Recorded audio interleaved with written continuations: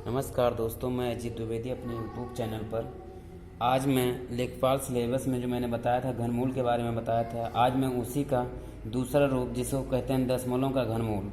देखिए दोस्तों, ये सबसे ज़्यादा टफ होता है दशमलव का घनमूल निकालना।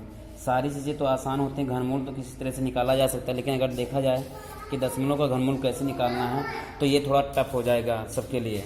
इसलिए आज हम आप लोग को सिखा रहे हैं कि दशमलव का घनमूल कैसे निकाला जाता है। तो प्रिय दोस्तों, दशमलव के घनमूल निकालने में कोई भी प्रॉब्लम नहीं होती है। जैसे मान लीजिए, पहले चलिए कुछ चीज़ें जो मैंने पहले बताया था उसको एक बार हम रिवीजन कर लेते हैं। जो मैंने एक ट्रिक आपको लिखवाई थी शॉर्टकट में कि अगर मान लीजिए इकाई का अंक 0 होगा तो हमको घनमूल निकालते वक्त भी 0 रखना है। अगर इकाई का अंक 1 है तब भी हमको 1 रखना है। अगर इकाई का अंक 4 है दिए हुए घनमूल में तो हमको 4 लिखना है। अगर 5 है तो 5 लिखना है। 6 है तो 6 रहेगा और 9 है तो 9 रहेगा। प्लीज़ दोस्तों, यदि आप ये वीडियो मेरा नहीं देखे हैं पिछले वाला लेक्चर तो कृपया आप उसको देखिए और वहाँ से ज़्यादा क्लियरिटी हो जाएगी, क्योंकि उसमें मैंने इन सारी चीज़ों को बहुत अच्छे से समझाया है। 2 का 8 होगा और अगर इकाई का अंक 8 है तो 2 हो जाएगा। 3 है तो 7 हो जाएगा, अगर इकाई का अंक 7 है तो फिर 3 हो जाएगा। आइए अब हम लोग आराम से करते हैं और फिर बहुत आसानी से आप लोग को समझ में आएगा।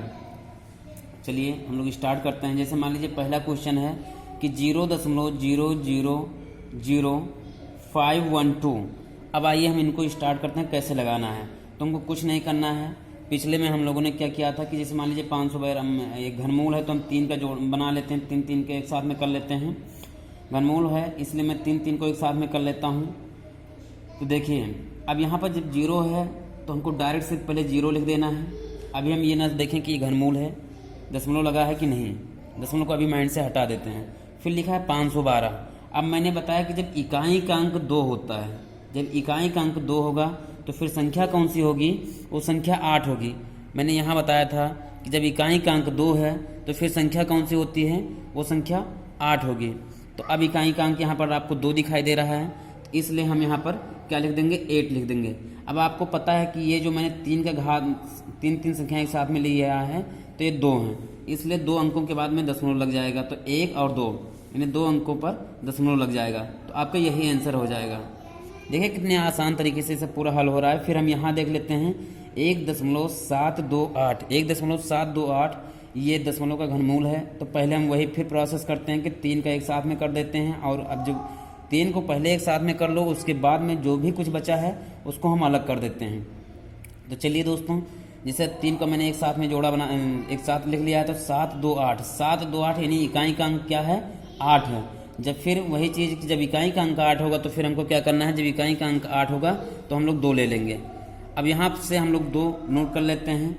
तो पहले हमने 2 लिख लिया, अब बचा 1। अब हमको ये देखना है किसका घनमूल करें जो 1 से ज़्यादा ना हो।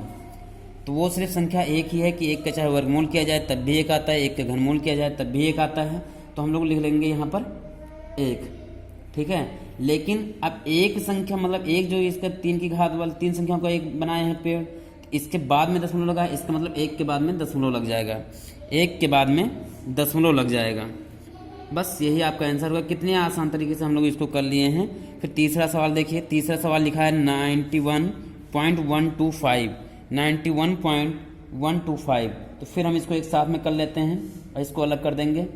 अब देखिए 125 इससे मतलब क्या है, जब इकाई का अंक 5 है, जब इकाई का अंक 5 है तो हम लोग क्या लिखते हैं, जब 5 होगा तो हम लोग 5 लिखते हैं। जब 5 होगा तो 5 होगा, तो इकाई का अंक 5 है इसलिए हम लोग यहाँ पर 5 लिख रहे हैं।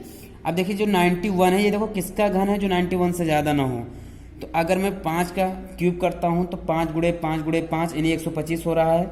अगर मैं 4 का क्यूब करता हूँ तो 4 गुणे 4 गुणे 4 यानी 4 चौक 16 चौकी 64 यानी 4 ही आ रहा है।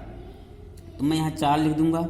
अब ये जो दशमलव लगा है ये 3 अंकों के बाद में लगा है, इसका मतलब घनमूल पढ़ रहे हैं तो 1 अंक के बाद दशमलव लगेगा। मैंने यहाँ दशमलव लगा दिया, ये आपका आंसर हो गया। दूसरा क्वेश्चन देखिए नेक्स्ट जो है, यानी चौथा क्वेश्चन है नेक्स्ट। तो इसमें फिर हम वही करते हैं, स्टार्टिंग में 3 के हम एक साथ में कर देते हैं, बची हुई संख्या को अलग कर दे रहे हैं। अब लास्ट में भैया देखो 197 है, स्टार्टिंग में इसका इकाई का अंक 7 है। तो जब इकाई का अंक 7 होता है तो हम लोग क्या लिखते हैं, जब इकाई का अंक 7 होगा तो हम लोग 3 लिखते हैं। इसका मतलब यहाँ पर भी इकाई का अंक क्या होगा, 3 होगा। अब हमारा समझ लीजिए 197 तक हल हो गया, बचा लास्ट में 0 0 2। अब 2 है तो हमको ऐसे घनमूल पढ़ना है कि जो एक मतलब 2 से ज़्यादा ना हो। तो 1 का घनमूल सिर्फ 1 होगा, अगर हम 2 ले लेते हैं 2 का घनमूल 8 हो जाएगा, घन 8 हो जाएगा, और 1 का घन 1 ही रहेगा, सॉरी मतलब 2 का घनमूल नहीं घन होगा जो 8 हो जाएगा, इसलिए हम लोग यहाँ पर लिखेंगे 1। लेकिन अब यहाँ से ध्यान देना है कि दशमलव जो लगा है वो 3 बार जो है 3 संख्याओं को ले लिया गया, यानी 6 संख्याओं को बाद में लगा है। या तो हम ऐसे कर लें, आराम से संख्याओं को काउंट कर लें, 1 2 3 4 5 6, अगर 6 हो गया इनको हम 3 से भाग कर दे देंगे। अब भाग करने के बाद जो मुझे मिलेगा वही अंक के बाद में दशमलव, यानी 2 मिला है तो 2 अंकों के बाद में दशमलव लगा देंगे जो मैंने लिख दिया है। ये आपका आंसर हो गया। अब मान लीजिए फिर अगला है 0.0466656। इसमें से फिर हम स्टार्टिंग से वही प्रोसेस करते हैं और इसके बाद में यहाँ हम लोग इसको अलग कर दे रहे हैं। अब देखो 656, फिर लास्ट में 6 है तो 6 है तो हम 6 लिखेंगे, अभी आपको मैंने दिखाया भी था। फिर अब 46 है तो हम देखते हैं किसका घनमूल करेंगे 46 से, सॉरी किसका घन करेंगे जो 46 से ज़्यादा ना हो। तो 4 का घन 64 होता है, 3 का घन करेंगे तो 27 होगा, इसका मतलब हम 3 को लिख सकते हैं और 2 अंकों के बाद में दशमलव हो जाएगा, क्योंकि 6 डिजिट हैं, 6 को अगर हम 3 से डिवाइड करेंगे तो 2 आएगा, तो 2 अंकों के बाद दशमलव हो जाएगा।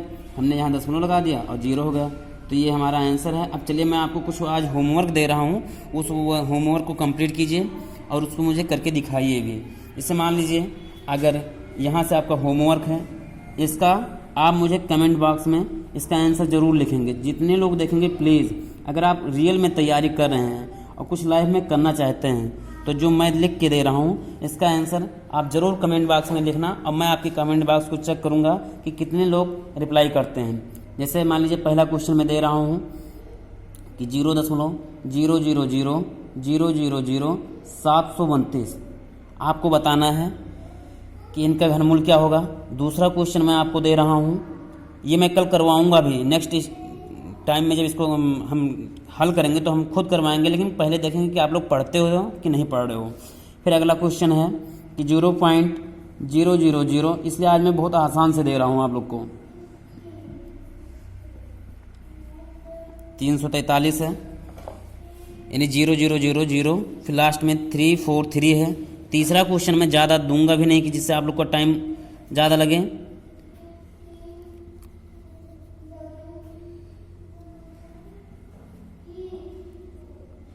चलिए मैं इसको यहीं पर ब्रेक कर दे रहा हूँ, और इसके बाद में आपको एक बहुत आसान सा शायद इस टाइप का मैंने बताया भी है। आपको बस यही 3 के आंसर देने हैं। प्लीज़ सवाल को पहले समझ लेना, उसके बाद में इसको हल करना। कुछ हेल्प जो मैंने इसके पिछले वाली वीडियो में मैंने बताया है कैसे निकाला जाता है घनमूल ट्रिक से, उसको एक बार देख लेना और बहुत ही आसानी से हो जाएगा। लेकिन प्लीज़ इसका कमेंट में आंसर ज़रूर देना। धन्यवाद। आप मेरे चैनल को लाइक, सब्सक्राइब और शेयर जितना हो सके करिए। जितना आप शेयर करते रहेंगे, लाइक करते रहेंगे, सब्सक्राइब करते रहेंगे, उतना मैं आपको वीडियो प्रोवाइड करवाता रहूँगा। धन्यवाद।